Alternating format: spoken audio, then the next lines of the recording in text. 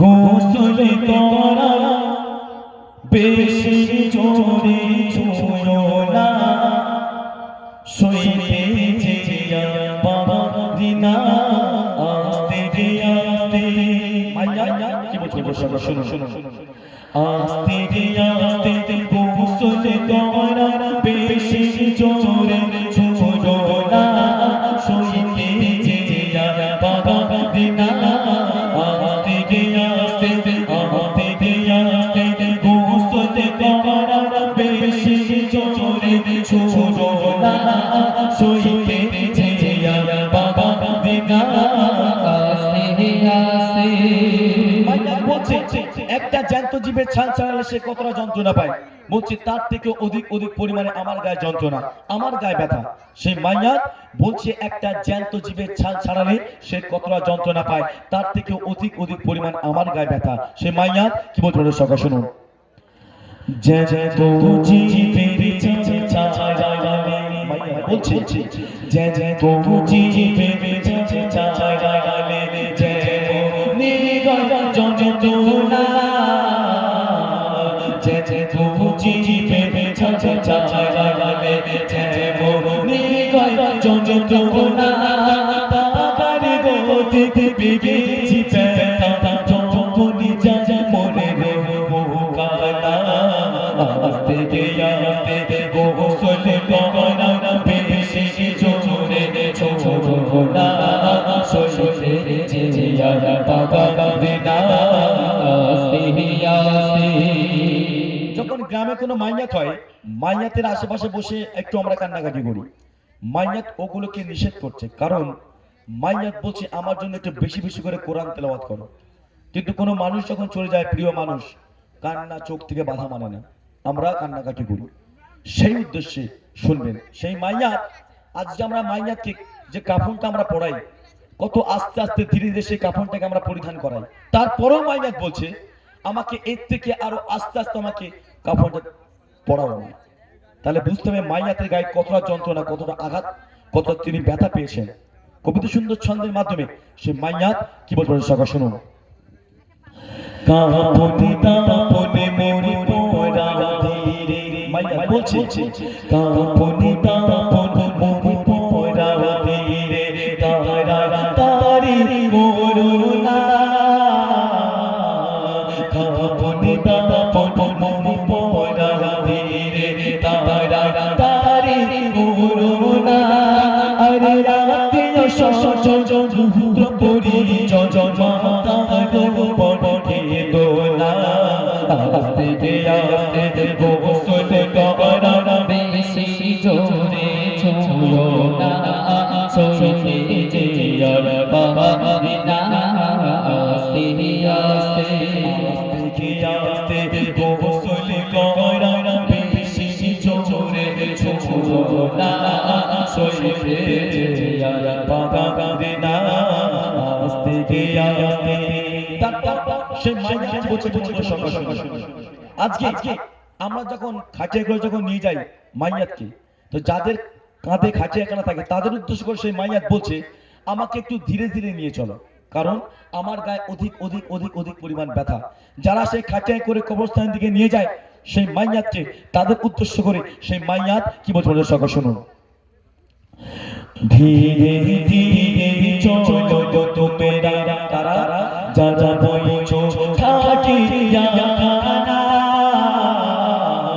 ধীরে ধীরে চলো তোমরা যারা বইছো খাটিয়াখানা, উগো গো তুই না বেটা, মাইয়া বলছে উগো গো তুই না বেটা, লাগছে আমার তুমিরা কেউ তা বুঝবে না, আস্তে আস্তে গোসল করা বেশি জোরে ছুঁয়ো না, সইতে যে পারি না আস্তে আস্তে।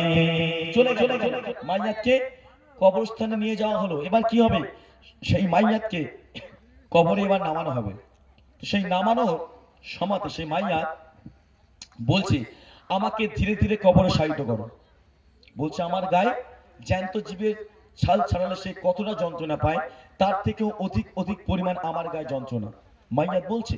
ঠিক সেই সময়তে মাইয়াতকে যখন কবরে যখন আমরা দাফন করি, মাইয়াতকে যারা কবরে নামায় মায়েরা জানবে না, আজকে সেই মাইয়াতকে আমরা আস্তে আস্তে আস্তে আস্তে মাইয়াতকে শায়িত করি কবরের মধ্যে। সেই মাইয়াত বলছে আমাকে এমন ভাবে শায়িত করো, আমাকে এমন ভাবে কবরের মধ্যে দাও, একটা সন্তান যখন দুনিয়ার বুকে আসে সেই সন্তানের গায়ে আমরা কেউ একটু আঁচড় লাগতে দিই না, একটু আঘাত লাগতে দিই না। সেইভাবে যেভাবে তোমার বাচ্চাকে তুমি লালন পালন করো সেইভাবে আমাকে কবরে শায়িত করো। সেই মাইয়াত কি বলছে সবাই শুনুন। কবরি মাঝে উঠতে যতে রে, মাইয়া বলছে কবরি মাঝে উঠতে যতে রে গো আমার লাশে কানা, কবরি মাঝে উঠতে যতে রে গো আমার লাশে কানা, ও গো শিশুর মতো, মাইয়া বলছে ও গো শিশুর মতো দেখো যেন কোনো আঘাতে লাগে না আস্তে আস্তে। মাইয়া বলছে সেই শিশুর মতো করে আমাকে কবরে আমাকে দাফন করো, যেন আমার গায়ে কোনো আঘাত কোনো কষ্ট না লাগে, কারণ আমার গায়ে অনেক অনেক অনেক অনেক ব্যথা। সেই ব্যথায় সেই মাইয়াত বলছে আমাকে আস্তে আস্তে কবরে শায়িত করো। শেষ কথায় আজকে আমরা কবর যখন আমরা জিয়ারত করি একদম ঠিক অকেশন কিরকম, যে ডেটে মাইয়াত হয় সেই ডেটকে আমরা কি করি, মৃত্যুবার্ষিকী পালন করি, ঠিক না ভুল বাবা? সেই সময় যাই আমরা কোথায়, কবর জিয়ারত করতে। শবে বরাতের সময় আমরা যাই দল বেঁধে কবর জিয়ারত করতে।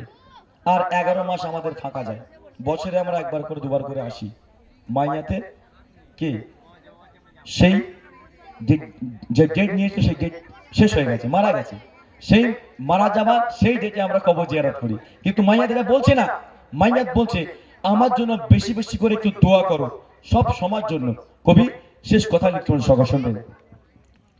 কলমা শাহাদাতে পড়ো গো তোমরা, মাইয়া বলছে কলমা শাহাদাতে পড়ো গো তোমরা, হায় হায় গো তুমি সোয়াব পাবে, কলমা শাহাদাতে পড়ো গো তোমরা, হায় হায় গো তুমি সোয়াব পাবে, বিনে হক লাগে না তুমি বলে দিন আছে মামা কি দেবে কবরে পাখি। সবশেষে সেই মাইয়াত বলছে কবরে পাখি গোরে আমায় যেন ভুলে যেও না, একটু দোয়া করো না আস্তে আস্তে। মাইয়াত বলছে আমার জন্য একটু দোয়া করতে, আমাকে কেউ যেন ভুলে যেও না। যখন আমরা কবরস্থানে উঠি সেই মাইয়াত যখন আমরা মাটি দিয়ে আসি কবরের উপর যখন আমরা উঠি তখন আমাদের মনে হয় একদিন আমাকে আপনাকে কবরে আসতে হবে। যখন ওখান থেকে যখন চলে আসি দুনিয়াদারিতে আমরা ব্যস্ত হয়ে থাকি, আমরা সেগুলোকে ভুলে যাই। মাইয়াত বলছে ওগুলো ভুললে হবে না, একটু বেশি বেশি করে কোরআন তেলাওয়াত করে একটু আমল করো, কারণ তুমি যখন কবরে যাবে তোমার কবর তোমার আমলটাই তোমার সঙ্গে সাথী হবে, কেউ তোমার সঙ্গে যাবে না, আমরা সবাই জানি। আজকে সেই আমল হবে তোমার গোরের বাতি, অতটা সহজ নয়। আজকে দুনিয়াদারিতে আমরা কত পাপ করে যাচ্ছে, আমাদের পেছনে তাকালে পাহাড় পরিমাণ আমাদের গোনা, এগুলো তো আমাদের মেটাতে হবে। কি করে মেটাবো? এইরকম মাজমা থাকতে আমাকে আপনাকে গুছিয়ে দিতে হবে আখিরাতের জন্য। কবি শেষ কথা লিখতে শুনবেন। কলমা শাহাদাত পড়ো গো তোমরা, কলমা শাহাদাত পড়ো গো তোমরা, হরে কদমে সোয়াব পাবে, কলমা শাহাদাত পড়ো গো তোমরা, হরে কদমে সোয়াব পাবে, বিনে হক লাগে না তুমি বলে দিন আছে মাটি দেবে কবরে পাখি। সবশেষে সেই মাইয়াত বলছে শুনবেন, কবরে পাখি কবরে আমায় যেন ভুলে যেও না, একটু দোয়া করো না আস্তে আস্তে আস্তে